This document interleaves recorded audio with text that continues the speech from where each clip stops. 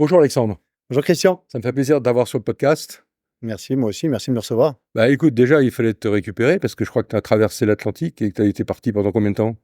Je suis parti 23 jours en mer. 3 jours. Bon, alors tu sais le principe de ce podcast, c'est que je te pose quelques questions, mais c'est toi qui parles, c'est toi qui racontes l'histoire, c'est toi que les gens écoutent. Moi je suis qu'un facilitateur, mais bon, j'ai une passion pour l'interview des gens, surtout les gens qui ont quelque chose à dire. Donc en 2 mots, qui es-tu? Alors, je m'appelle Alexandre Castelnau, j'ai 35 ans, je suis marié, j'ai 2 enfants, je vis en région parisienne et je travaille dans l'immobilier. Bien. Et alors comment tu as pu découvrir la passion pour la voile? Ça t'a pris tout petit? Alors, depuis que je suis tout petit, je navigue, j'ai commencé en optimiste à Pornichet avec mes parents qui m'ont mis à la voile. Et puis, bon, an mal an, j'ai grandi, j'ai été moniteur de voile, à l'âge de 16 ans. J'ai appris la joie de la voile, habitable ou en tout cas en équipage, en école et puis petit à petit, de croisière entre copains, régates étudiantes comme la Speedophile, la course croisière EDEC ou d'autres. Puis après championnat de France, avec, sur J80 et Alors c'est voilà. quoi J80? Alors, c'est un petit bateau qui doit faire, qui fait 8 mètres, sur lequel on peut être jusqu'à 5 ou 6 personnes et voilà, qui est secours en monotypie, c'est-à-dire qu'on est, tous avec le même bateau et le but c'est d'arriver le premier er sur la ligne d'arrivée. D'accord, et ça a lieu où cette régate? Alors c'est le championnat de France, donc il y a plein d'étapes, différentes et en l'occurrence, le bateau était basé à la Trinité-sur-Mer, dans le D'accord. Morbihan. Donc souvent l'Atlantique quand même. Souvent Atlantique, ouais. D'accord. Tu pas navigué en Méditerranée ou moins qu'en Atlantique? Beaucoup moins qu'en Atlantique, pour des croisières l'été et puis, D'accord. Alors, ce projet de traverser l'Atlantique, il est né comment? alors en fait, donc ça fait depuis très longtemps que je fais de la voile et dans l'imaginaire de tous les marins, le Graal, c'est de traverser l'Atlantique. Bon, il y en a d'autres qui font le tour du monde, mais moi, c'était de traverser l'Atlantique et en fait, il y a 3 ans, je venais d'avoir mon deuxième garçon, j'ai un coéquipier qui s'appelle Eric, avec qui je navigue depuis, des années, qui était le père d'une super amie qui est devenue lui depuis un ami et donc me propose, me dit: «Écoute, voilà, je viens d'acheter un nouveau bateau, un JPK 10-10 qui est un bateau qui fait 10 mètres». Donc on a grossi encore sur la taille du bateau, qui est un bateau de régate et qui me propose, il me dit: «Voilà, j'ai un projet, c'est de traverser l'Atlantique, en double, là-dessus». Donc on passe sur un bateau plus grand, moins de personnes à bord, on n'est que 2 et l'objectif, c'est une transatlantique. Et donc, depuis 2 ans, je me suis préparé avec lui, à travers un groupe d'entraînement qui s'appelle un pôle de course au large, qui s'appelle Orlabay, qui venait de naître, à la Trinité-sur-Mer. Le bateau est toujours basé à la Trinité-sur-Mer et nous voilà nous entraîner, à la régate, la course au large. Donc c'est assez nouveau pour moi parce que je connais que la course, inshore ou en tout cas, à proximité des côtes et là, il faut découvrir tout ce qui est, le grand large et ça, je connais pas du tout et donc il faut apprendre, Faut faut connaître son bateau par cœur, non? connaître son bateau. Parce que là, vous étiez 2 sur ce bateau. Et donc on est que 2 sur ce bateau, D'accord, absolument donc chacun connaît quasiment la totalité des fonctions du bateau. et il faut savoir gérer son bateau tout seul. En OK. fait, on appelle ça du faux solo en double, ouais. Du faux solo. Donc quoi? Il y a l'aspect navigation, il y a l'aspect instrument, il y a l'aspect voile, réglage, il y a l'aspect cap, il y a l'aspect, la logistique électrique, tous ces trucs-là, non?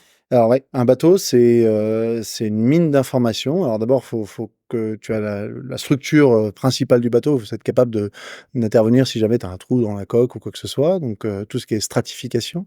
Après, tu as le sujet des voiles, on est à bord, on avait 8 voiles différentes, donc faut savoir à la fois forcément les réparer, mais surtout les utiliser, les Oui, parce que ça gréer fait et la cetera. différence. Si on se trompe de voile, on peut perdre une étape, alors que si tu voiles bien, forcément tu peux gagner une étape. Exactement. Mmh. Exactement et alors la chance qu'on a avec Orlabay et ce monde amateur, c'est on est tous des amateurs, mais ces amateurs assez éclairés, donc on est entraîné par des pros, des gars qui font, la Solitaire du Figaro ou plus et donc on a les mêmes exigences, sur, effectivement, le choix des voiles, sur, la recherche de performance et cetera. Donc, tu disais, oui, effectivement, les voiles, le bateau, l'électronique à bord, il y a beaucoup Et d'électronique c'est tout le temps en embarquée. panne. C'est tout le temps en panne ou en tout cas, le moins possible on essaye. L'informatique également, l'électricité, une panne d'électricité, ça veut dire il n'y a plus rien qui fonctionne à bord, plus de GPS, plus d'émissions, à radar C'est ou des autre panneaux ça. solaires que vous avez sur des bateaux comme ça? Exactement, en fait, on essayait de doubler ou tripler les sources d'énergie. Donc d'abord, on a le moteur. Sur n'importe quel bateau, tu as un moteur qui te permet de remplir tes batteries. Mais en plus de ça, on avait un panneau solaire et en plus de ça, on avait une pile à combustible. Donc si tu veux, si jamais il y avait, en fonction des heures de la journée, il y avait plus ou moins de soleil et puis on était capable d'avoir une source alternative si jamais il y en avait une qui venait à flancher. Donc toi, tu n'étais pas ingénieur de formation, mais ça t'a bien montré ce que ça pouvait devenir un ingénieur, quoi. C'est-à-dire tu devenais talentueux, tu sais descendre dans la coque avec ton tournevis, ta clé de 12, ton fer à souder et t'es parti pour réparer le truc, quoi. Bah, ouais, et à la base, j'ai 2 mains gauches et pour autant, quand tu as pas le choix, tu as pas le choix. Donc il faut savoir parce que en fait, c'est la sécurité de ton bateau, avant tout et c'est aussi le résultat de performance. Si tu sais pas réparer, quand tu as une casse, tu peux y laisser le podium ou quoi que ce soit. Donc il faut toujours être capable de bricoler et dans l'absolu, dans une régate, souvent, je dirais qu'il y a toujours quelque chose à faire et Donc toujours. la planification, la préparation, c'est essentiel. Ah, c'est le gros du gros. En fait, il y a plusieurs étapes. D'abord, faut préparer le bateau. Donc effectivement, entre le bateau qui a été acheté il y a 5 ans et le bateau maintenant, il a rien à voir. On a rajouté plein de fonctionnalités de manière à améliorer la performance du bateau. Ensuite, il faut préparer le bateau de manière à ce qu'il soit, prêt à aller au large, que ses efforts beaucoup plus intenses, beaucoup plus, réguliers et cetera. Donc le bateau, il est pas habitué à ça, donc faut le préparer C'est très précisément à ça. fragile, les bateaux de course. C'est assez fragile. C'est assez fragile. Après, le bateau est neuf, donc mais c'est vrai qu'ils prennent des sacrés coups, sur les traversées. Ensuite, tu as ta préparation, technique, stratégique, savoir toi qu'en tant que marin, savoir, où aller, comment, réagir face aux phénomènes météo, comment, barrer ton bateau, comment régler tes voiles en fonction, quelle voile prendre, et cetera. Donc ça, c'est la Et partie prendre des technique du marin. décisions, vous n'êtes pas seul, vous êtes 2. Donc est-ce que c'est plus simple à 2 que seul? Bah, en théorie, on te dit que tout seul, c'est plus simple parce qu'au moins tu as personne pour te contredire et à l'inverse, à 2, ça permet de réfléchir, se dire: «Il faut être très serein sur la confiance en l'autre» parce qu'il faut comprendre comment, qui prend la décision, sur quelle base et c'est normal de pas être d'accord sur certains choix, mais dans l'absolu, nous, on était plutôt, assez d'accord donc ça, c'est Et super. tu penses que quand on est 2 sur un bateau, c'est un peu comme dans une entreprise, quand il y a 2 fondateurs, est-ce qu'il y en a un qui doit se définir ses responsabilités, son terrain de jeu et l'autre, son terrain de jeu? Ou bien chacun prend l'initiative en fonction du moment? Alors, il faut savoir que dans un bateau comme ça, tu en as souvent un qui dort et l'autre qui skippe le bateau. Donc en fait, il faut être capable de faire les 2. Heu, Après, au regard de la préparation, on a, chacun des affinités particulières. Je te donne un exemple. Moi, je naviguais avec Eric qui a, peu près ton âge. On a une différence de génération assez nette et donc si tu veux des systèmes embarqués, toute la partie électronique, j'ai plus de facilité là-dedans que lui. Donc ça, c'était plus simple pour moi. À l'inverse, lui a fait du laser depuis des années. Sur la partie, réglage fin et barre, c'était évidemment pour lui. Dans la pétole, il était très fort là-dessus. Donc on a chacun nos affinités qui faisaient ça, ce qui fait on se marchait pas spécialement dessus. Après, effectivement, le duo, c'est tout l'enjeu du truc. C'est comme dans un couple ou comme dans une entreprise. Il faut bien tomber pour que ça se passe bien et Et tu là-dessus, fais on a beaucoup eu de beaucoup de chance. concessions? Tu es obligé de ravaler souvent ton orgueil ou ton ego, dans certaines situations? Tu préfères ne pas rentrer dans le conflit, j'imagine? Tu préfères gérer ça avec un sourire? Alors, moi, je suis pas pro de voile, donc je veux impérativement, prendre du plaisir à naviguer. Et donc par conséquent, je considère que ça n'a pas de sens d'aller au clash là-dedans, et puis, in fine, on arrive toujours à trouver un terrain d'entente. Nous, ça fait 10 ans qu'on se connaît avec Eric, ça fait 10 ans qu'on a navigué, sur différents bateaux et en fait, on se connaît par cœur. Donc ça s'est super bien passé là-dessus et on a toujours réussi à trouver un terrain d'entente, sans problème. Donc ce projet, bon, tu me parles de voile, donc ça c'est valable pour à peu près toutes les régates que tu as faites, cette leçon de vie et cette répartition des tâches et cet fonctionnement, cette bonne intelligence. Mais vous aviez un projet en particulier. Vous n'êtes pas parti juste pour traverser l'Atlantique. Vous avez rejoint une croisière qui avait une dimension un peu spéciale. Ouais, alors on a en fait, la course qu'on a faite s'appelle la Cap Martinique. C'était la 2e édition. En fait, elle a lieu tous les 2 ans. La dernière, c'était quasiment post-covid. Nous, on n'était pas entraînés suffisamment. On a vu, nos amis partir au large. On s'est dit: «Tiens», c'est vraiment là où on s'est dit: «Tiens, ça nous botterait de faire la même chose». Cette Cap Martinique, c'est la première course pour les amateurs sans escale. On part de Bretagne et on est arrivé en Martinique, comme son nom l'indique. Et du coup, ça nous bottait bien. En plus, il y a une dimension très sportive, et on n'est pas là pour faire une croisière, Il y a une combien de croisière bateaux? calme. On était 60 bateaux à prendre le départ. De toute taille. Ils étaient tous entre 9 et 12 mètres, pour faire très Et simple. certains étaient en solo, d'autres étaient en équipage. Effectivement, il y avait un tiers en solo, et 2 tiers en double comme nous. Et puis cette course, la Cap Martinique, elle a aussi une essence forte sur la partie, solidaire. Elle se veut une course engagée et solidaire. Donc chaque course, chaque, équipage courait pour, une association. Alors vous, c'était quelle association? Alors nous, on a choisi de courir pour l'Arche et la communauté de La Belle Porte. Tu portes d'ailleurs un polo avec ce logo, tu en es très fier? Je suis venu très corporate, absolument. Ouais. Alors qu'est-ce que fait l'Arche, La Belle Porte? Alors l'Arche, c'est une association, qui a déjà plusieurs années et qui a, fêté d'ailleurs ses 60 ans cette année, et qui, qui héberge des personnes en situation de handicap mental à travers des communautés où les personnes, vivent en autonomie avec l'aide de soignants, d'encadrants et cetera, pour leur permettre, voilà, d'avoir un quotidien, Donc vous avez fait une levée de fonds, en partant comme ça, tu as demandé à tout ton réseau, à tout le réseau d'Éric de contribuer à faire une donation à cette association? Alors ouais, on a effectivement fait une levée de fonds, mais l'objectif principal, c'est de parler de cet asso qui est absolument extraordinaire. Moi, je le connaissais pas, hein, c'était Eric qui était très proche de cet asso.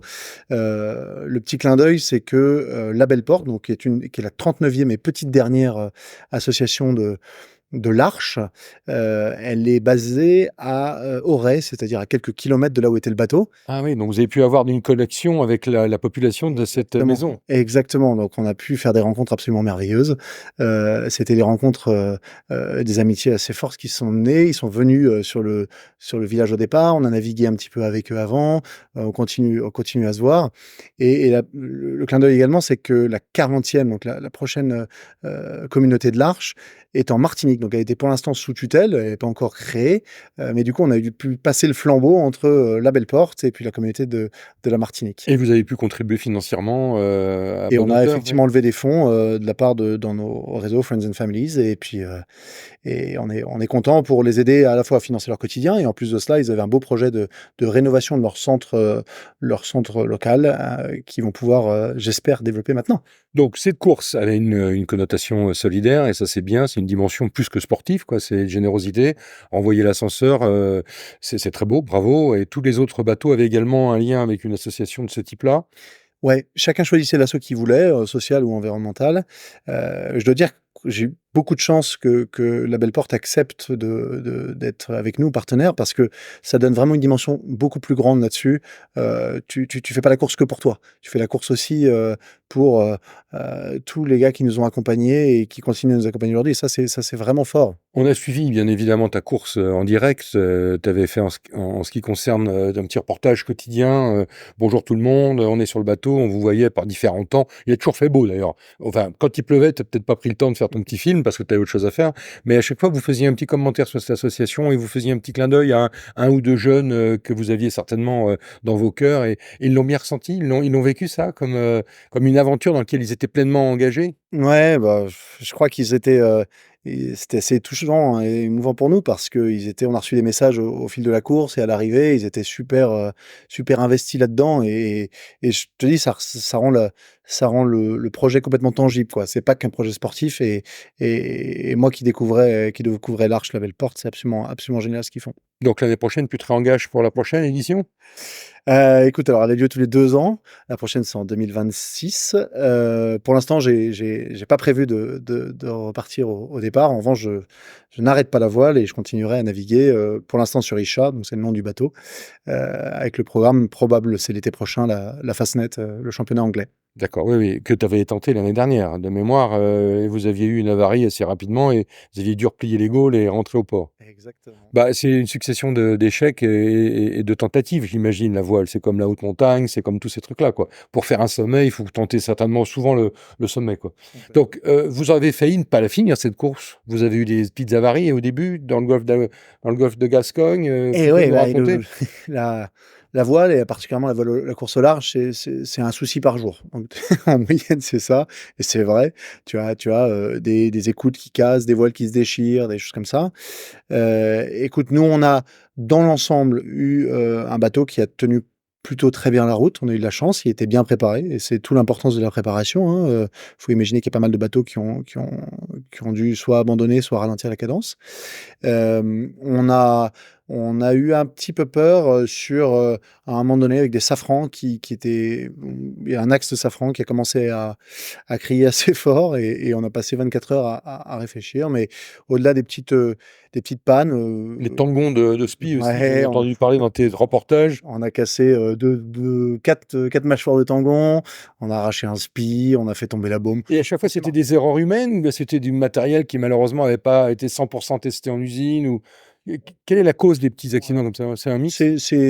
Écoute, c'est des bateaux qui sont pas enfin, ça a été le manque de préparation peut-être, l'expérience, comme en haute montagne, le bateau, c'est vraiment de l'expérience. Tu citais le Fastnet tout à l'heure où on a, où à l'époque, à l'été 2023, on a noyé notre ordinateur de bord, arraché une pièce en carbone, sur l'aérien, c'est-à-dire la petite pièce qui est en haut du mât. Depuis, on a changé, on a mis des matériaux plus solides, des systèmes plus techniques, quoi. Et ça, on n'a pas eu ce problème-là. En revanche, il y a des bateaux qui l'ont eu sur la Cap Martinique. Donc, c'est vraiment l'expérience où on peut dire que c'est des pannes matérielles, mais c'est aussi des erreurs humaines de ne pas avoir suffisamment préparé. Après, on a beau préparer 100%, on aura toujours à avoir des problèmes. Et puis, on a arraché une voile sur une erreur humaine quand même. Ça Et arrive. est-ce que la fatigue est à prendre en compte dans tout le risque de cette croisière, de cette régate? Parce que vous devenez fatigué, enfin, le manque de sommeil ou le sommeil par petits bouts, le manque d'hygiène, le manque d'espace, on finit par... ça travaille sur le système nerveux, j'imagine, non? Ouais. On est plus irritable, on est moins adaptable, on est peut-être moins... On a un discernement un peu qui a pas forcément 100%. Ça, tu l'as ressenti, ça? Ouais, bah, ça c'était nouveau pour moi avec la course au large parce que quand vous faites des régates, à la journée, vous sortez, on donne tout pendant, 4, 5, 6 heures de course et puis après on rentre, on va faire un bon dîner, on dort dans un lit, c'est génial et on repart le lendemain. On met des pansements qui vont bien, si on a mal, mais tout c'est à l'inverse, la course au large, c'est une course d'endurance, c'est une course de persévérance. On C'est une course qui dure H24, c'est-à-dire que le soir, vous rentrez pas, ça continue et ça navigue la nuit, et cetera. Ce qui fait que pour cela, on dort, on a un sommeil fractionné. On va dormir par tranche de 20 minutes à 1 heure en fonction, et puis on va se Et tu relayer. t'étais entraîné à dormir comme ça avant? Alors j'ai la chance de pas avoir ce problème, c'est-à-dire que c'est assez naturel pour moi. Alors avant ça, il faut quand même arriver, les 24 premières heures, tu dors pas beaucoup, hein, on va pas se mentir, parce que tu arrives pas vraiment à dormir, tu es sous le coup de l'excitation, et puis il faut s'amariner aussi au bateau, hein, c'est pas On est tous un peu malades sur un bateau comme ça, non? Puis ça va très vite quand même, non? certains ne sont pas du tout. Moi, j'ai la chance de l'être. Donc il faut être, faut s'amariner, faut prendre le temps, et puis au bout de 24 heures, tu arrives à dormir et voilà et tu dors peut-être, 4 heures par 24 heures, quelque chose comme ça. Ce qui fait qu'à à la fin, tu atteins un niveau de fatigue qui est quand même assez gros. Tu pars avec un espèce de réservoir Tu as de l'adrénaline aussi sommeil. qui fait le boulot. Ouais, tu as rien qui fait le boulot et puis petit à petit, plus la course, et a fortiori sur des courses longues, tu vois? Les courses 2, 3 jours, on en avait fait plein avant, même 4, 5 jours, mais et donc là, tu peux te permettre de dormir 4, 5 heures, sur 3 jours. Là, à l'inverse, sur des courses de 24 heures, de 23 jours, tu ne peux pas. Il faut forcément te forcer à dormir et tu arrives à des niveaux de fatigue et donc d'épuisement, qui sont assez forts. Je le racontais, dans les notes que tu as pu lire, mais tu as d'abord des voix, des hallucinations, ça c'est assez marrant, ça j'avais l'habitude, plusieurs fois et puis après, moi j'ai expérimenté là-dessus, une sorte de, je peut-être début de déprime un peu spécifique, ça c'est assez fort. Ah oui, c'est ça. Donc tu as plus le moral, tu as Tu plus du l'impression que... tout le moral, tu sais pas ce que tu fous là et tu te dis: «Bon merde, je dois profiter» et cetera, mais en fait tu as réalisé que ça fait 24 heures que tu as pas dormi quoi, une seule heure, donc tu es Alors complètement ton résolté. collègue est un peu est vigilant et check sur toi. Donc Ouais. vous êtes tous les 2 en train de regarder si tu as un petit bobo, si tu es un peu fatigué, si tu as besoin de dormir. Vous pouvez pas vous permettre que l'autre tombe malade, Ouais, ouais, non? c'est la grande force du duo. En fait, quand tu es tout seul, bah, les gars sont ultra forts, mentalement. Quand tu es en double, tu peux échanger là-dessus et tu peux être un peu l'ange gardien de l'autre, Ouais. heu Et l'autre l'accepte. et l'autre l'accepte. Enfin, vraiment, tu partages, faut imaginer, un petit bateau où certes, on peut dormir à 8 dedans, mais là, dans l'absolu, on dort jamais à 8 là-dessus. On est à 2, on dort par terre, dans la cale, on dort souvent habillé en ciré avec les bottes, c'est une promiscuité, tellement forte que, en fait, il y a plus rien à se cacher. Et il y a une confiance en l'autre assez forte là-dessus et donc on se fait confiance pour, dépanner l'autre si l'autre est KO, c'est Et toi qui prends le peut-être tu peux relais. regarder, comment son équipement est sur lui. Lui, il a pas vu que son harnais est mal serré et tu as le devoir de lui dire: «Écoute Eric, désolé, mais ton truc et les looses» ou c'est comme en haute montagne, 2 montagnards qui essayent un sommet ensemble, là, ils ont l'obligation de regarder si les crampons sont bien serrés de l'autre parce que l'autre est fatigué, il le regarde pas bien, tu vois? Ah bah, tu Et pars à 2, je me serais pas vu, arriver tout seul, si tu veux. Donc il faut vraiment prendre soin. Alors, les 23 jours, bon, c'est des grandes étapes. Il y a de la navigation d'abord jusqu'à les îles. Vous êtes passé par. Vous avez quitté la Trinité, Ouais. plein sud, plus ou moins. Ouais, les vents étaient bien orientés. Il faut suivre les vents. Donc, il faut avoir des vents portants, des vents qui viennent de derrière. Et là, l'anticyclone était plutôt bien placé. Et donc, on est descendu plein sud, direction les Canaries, puis Madère. C'est la seule marque de parcours qu'on avait, c'était Madère. Mais pas d'escale.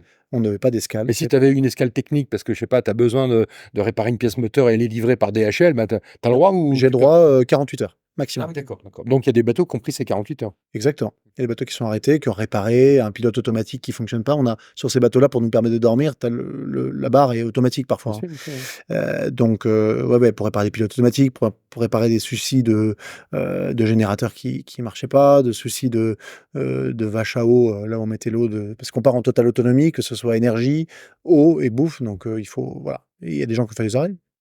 Donc vous n'en avez pas fait, vous. Non. D'accord. Et vous avez pas mal cassé le premier tiers de la course, vous avez pas mal cassé ou. Écoute, non, le bateau a franchement bien tenu là-dessus. On a eu de la chance. C'était à la fois de la préparation et puis aussi je pense, une bonne partie de. Ouais, on a pris soin du bateau. Pourtant, on l'a poussé, mais on a pris soin. Bon, et là, alors la deuxième partie, vous avez quitté Madère, vous êtes parti sur les Alizés, on va y arriver, direction la Martinique. Et là, c'est une croisière différente. Là, Ouais. vous avez des moments de grande solitude, quoi. Il fait chaud, il y a peut-être pas de vent, et de pétole. Et vous faites quoi? Alors, comment on s'occupe? En fait, on a eu du vent assez soutenu jusqu'à Madère, avec des températures pas si fortes que ça, hein. Tu vois, j'étais encore en ciré une bonne partie du temps. Et assez drôle, une fois qu'on a mis donc le clignotant vers l'ouest, à partir de Madère, là, la température a complètement changé. Mais c'est assez flagrant. La météo aussi, on est redescendu aux alentours de 20 nœuds. Alors, on avait un petit peu plus avant quand même. Et, en fait, je me rendais pas compte à quel point il y avait 2 courses. La première jusqu'à Madère où il faut, ce qu'on appelle dégolfer, sortir du golfe de Gascogne, c'est là où tu prends des options stratégiques et cetera. Il y a tout un jargon dans le monde de la voile. Ouais, ouais. Et puis après, quand tu quittes Madère, tu te rends compte que en gros, c'est 1 semaine pour aller à Madère et 2 semaines pour aller de Madère à la Martinique. Et en fait, tu te rends compte que c'est là où tu vas faire le grand saut. Avant, le temps de descendre, tu vas capter, un peu de réseau, Ah oui, tu es en connexion encore avec la un petit base, peu de temps en temps, ouais. avec ta famille, si tu as Si tu as besoin. besoin, mais dans l'absolu, tu as tellement de choses à faire que tu le fais pas, ou avec tes systèmes techniques et cetera. Mais à partir de Madère, eh bien, c'est le Pardon, de grand saut. solitude. Là, vous êtes deux plus votre bateau, quoi. Voilà. Et puis on n'a pas de dans cette course, ils veulent les moyens satellitaires, donc on récupère la météo, on récupère des fichiers de course, et cetera, par un téléphone satellite, mais qui est l'équivalent du modem 56K de l'époque. Donc tu peux pas avoir, tu pas de WhatsApp, tu as des mails très restreints, Vous aviez une pas d'image, assistance au et cetera. sol? Non, on n'en avait pas, Non? non. D'accord, donc vous faisiez votre route tous les jours, vous refaisiez les caps et personne des 2 n'avait traversé l'Atlantique. Donc vous Non. étiez tous les 2 des puceaux de la chose, quoi. Exactement, tous les 2 des Et néophytes, ouais. et la position des autres bateaux, vous l'aviez quasiment, tous les jours? On le recevait tous les 4 heures. Ah quand même. Ouais, Et donc vous pouvez constater qu'un bateau ou qu'un groupe de bateaux a pris une autre orientation, une autre option ouais. et là vous vous mettez en doute, vous dites: «Mais on est peut-être les seuls à avoir pas pris la bonne, quoi». Forcément. Oui. Forcément, et donc bah, c'est ça qui est marrant dans ce genre de course, on doit passer une bonne partie de notre journée aussi, tu parlais de comment s'occuper, face à la table à cartes, à comparer les modèles météo, à tester différentes options stratégiques, qu'on simule sur ordinateur. Mais c'est de l'empirique, parce que tu prends des options et tu testes l'option en la pratiquant, quoi. Ouais, mais c'est de l'empirique qu'on a pu faire, oui, oui, tu as raison, mais la vitesse de ton bateau qui est simulée, c'est des choses que tu t'entraînes, au cours des années précédentes. Tu sais qu'avec telle force de vent et telle orientation de vent, tu vas aller à telle ou telle vitesse et par conséquent, là, tu essaies de faire des simulations où tu dis: «OK, si j'ai ce vent-là, si j'ai des vents plus forts, moins forts, si le vent tourne un peu de 10 degrés à droite, à gauche», et cetera. Et puis après, effectivement, il y a sur le papier et puis il y a la réalité où tu te dis: «Mince, j'avais prévu que ça fasse ça et en fait, c'est». Est-ce que tu as eu des moments de grand doute où vous vous êtes dit: «On a fait la mauvaise option»? Écoute, au moment de Madère, on est parti très à l'ouest, peu plus à l'ouest que le reste de la flotte qui a plongé un peu plus sud.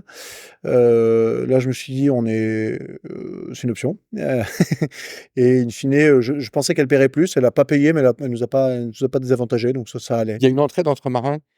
Ouais, c'est hyper fort ça. Ouais. Ça, Il c'est y en ce a qui qui se est détournent, pour aller aider un marin qui est dans la mouise, quoi. ouais, ouais, c'est ça. Bah, d'abord, c'est obligatoire dans le code marin, hein. C'est-à-dire que si vous avez un bateau en détresse, vous êtes obligé de vous dérouter, sinon c'est une faute, hein. 1re chose et ensuite, il y a une solidarité assez forte entre marins, Eric, mon co-skipper, le disait, avant de partir, c'est on se fait des grandes accolades avant de partir, c'est assez émouvant et après, en fait, sur l'eau, il y a pas grand monde qui peut comprendre ce qu'on ressent, à part ceux qui sont dans la course. Voilà, on s'est pris un petit coup de grisou, au large du Cap Finistère qui était un peu sport. Voilà, on s'est envoyé des petits messages après entre marins de la course et on savait qu'on se comprenait entre nous, voilà. Oui, Ça c'est cool. oui. Je sais que malheureusement un des marins, a perdu la vie dans cette, course et ça a dû marquer forcément le moral de tout le monde parce que même si vous étiez pas aussi proches les uns les autres, ça peut vous arriver et c'est un moment où, bah, quand ça se passe, on se rend compte que c'est pas une option, quoi, c'est une réalité. Qu'est-ce que tu as appris sur toi à travers cette course? Écoute, il y a d'abord, c'était un projet, qui était un peu le rêve d'une vie. Alors j'ai une vie encore assez courte, mais il y en aura peut-être sûrement d'autres. Mais, c'est le projet d'une vie. Donc déjà, c'est un truc dont je suis le plus fier, pour l'instant, c'est assez chouette. Et après, je pense qu'il y a un certain nombre de choses qu'on peut pour retenir quand je réfléchissais à quand tu m'as dit qu'on passait sur le podcast. Je pense que la première chose, c'est la préparation. C'est-à-dire que je pense que c'est 70 à 80 de la transat. C'est préparer ton bateau, préparer ton bonhomme, Physiquement et mentalement? physiquement, techniquement et mentalement. Alors nous, physiquement, il se trouve que je fais du rugby depuis, 30 ans, donc j'ai pas eu ce problème-là. Techniquement, la joie d'Or-la-Baie, des copains avec qui on s'est entraîné, nous a fait on est monté en niveau technique absolument extraordinaire. C'était génial ça et après ce qui a peut-être plus pêché chez moi, c'est la partie mentale. C'est que c'est assez, ça demande de l'endurance énorme et j'avais jamais été expérimenté à de la solitude profonde pendant 23 jours. Et en fait, il y a des sautes, d'humeur, qui sont assez fortes. Et Et là, tu as découvert un autre, Alexandre Castelnau? tu sais comme tu es, mais tu découvres ce que tu découvres en fait ce qui est important pour toi. Et donc ça c'est une des choses. Donc la première chose, c'est la préparation, je pensais. Deuxième chose, c'est effectivement découvrir, c'est vraiment ce qui m'a le plus marqué, c'est découvrir, profiter encore plus des plaisirs simples de la vie.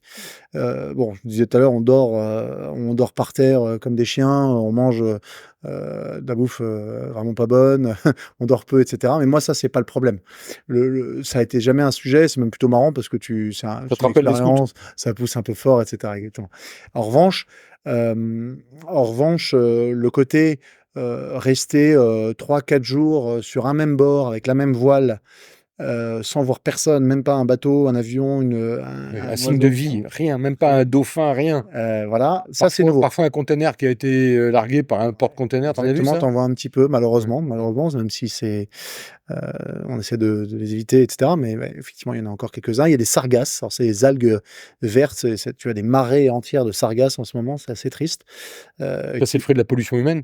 bah, c'est le fruit du réchauffement climatique, ouais. Mmh. Ouais, c'est ce qui se dit, ouais, effectivement Mmh. et donc bah, c'est pas très beau à voir, hein, vous avez pas Donc envie de tu avais emmené des livres, pour, réfléchir, pour méditer, pour prier, je sais pas, c'est tout est disponible, non, j'imagine? Ouais, ouais, bah, tu prépares tu te prépares à ces moments-là. Bon, d'abord, il y a des moments il y a beaucoup de moments de régate, donc de stratégie, je te disais tout à l'heure, ça, c'est une grosse partie. Ensuite, il y a des moments de réglage de voile. Tu es tout le temps au qui-vive sur le qui-vive d'une erreur qui peut Oui, se passer. tu es en alerte tout le temps. En alerte. Ça, c'est effectivement, c'est aussi très épuisant mentalement, ça aussi. C'est génial, mais tu es toujours, sur le qui-vive et après, effectivement, j'ai pris des bouquins, hein. J'ai ça, c'est cool Et parce tu que j'ai arrivé pas à le lire? temps. Ouais, Ouais. ouais, c'est génial. Quand tu es dans les alizés où il fait bon, chaud, alors quand il commence à faire trop chaud, c'est pas très agréable. Je suis pas un grand fan de chaleur, mais sinon, c'est un plaisir fou, hein. Tu es tout seul, c'est extraordinaire. Tu es tout seul au Et milieu de alors le l'océan. bruit d'un bateau qui est sous pleine voie, sous spi, ça a des bruits typiques, quoi. Chaque bateau Ouais, a son identité sonore. ouais, Tu t'habitues à ça. ouais, ça c'est assez fort quand tu navigues. Tu écoutes ton bateau tout le temps et en fait, un bruit bizarre, Tu le c'est pas sens, normal. tu l'entends. C'est pas normal et tu dis en fait, tu l'entends d'abord et là, tu dis: «Il y a quelque chose qui va pas». Donc le safran qui avait un Le problème, safran tu qui va l'avais pas, on a entendu? entendu, ouais. On Parce a que tout est entendu vibration sur un bateau. exactement et alors ça, tu te dis c'est pour ça qu'il faut tout le temps écouter son bateau, hein. Un bateau qui navigue, clairement, c'est pas un bateau qui force, c'est un bateau qui est bien réglé et normalement, il y a pas de bruit bizarre. Tu es impliqué dans le monde des affaires, tu as un beau job dans le monde de l'immobilier, tu vois le travail d'équipe, tu vois le travail des clients. Est-ce qu'il y a des choses que tu vas mettre en pratique? Alors c'est un peu récent, mais est-ce que tu vas changer quelque chose dans ton logiciel, dans la relation que tu as dans le monde professionnel à la suite de cette expérience? Écoute, c'est une bonne question.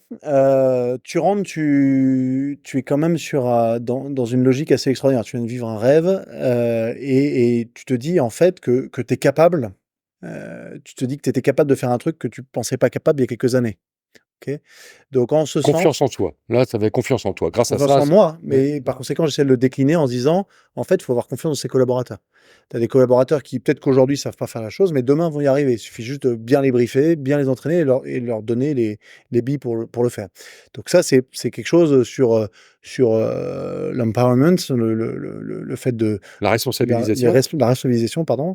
C'est vraiment quelque chose sur lequel je travaille aujourd'hui, parce que je trouve que c'est assez extraordinaire. Tu as pu partager ton expérience avec tes collègues de professionnels? Alors ouais, j'en avais Ouais. certains avec qui j'ai effectivement envoyé, j'en ai parlé un petit peu. J'ai envoyé un film que j'ai fait, La Régate, j'en ai parlé, j'ai raconté les différentes difficultés, les joies aussi, parce que c'était surtout un grand plaisir, quoi. Ouais.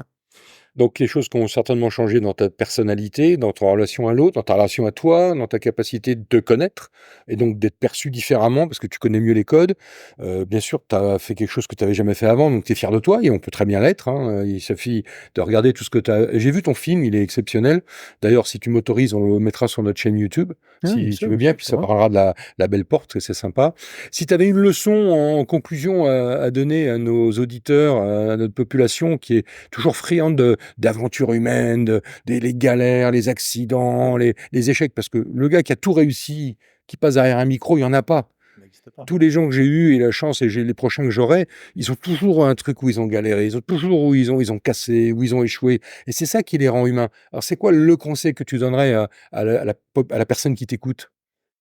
Ouais, je pense on se met tous des barrières. Je pense qu'on se met tous des barrières, fictives ou quoi. Il y a 3 ans, quand mon coéquipier Eric me dit: «Tiens, ça te dit, on traverse l'Atlantique».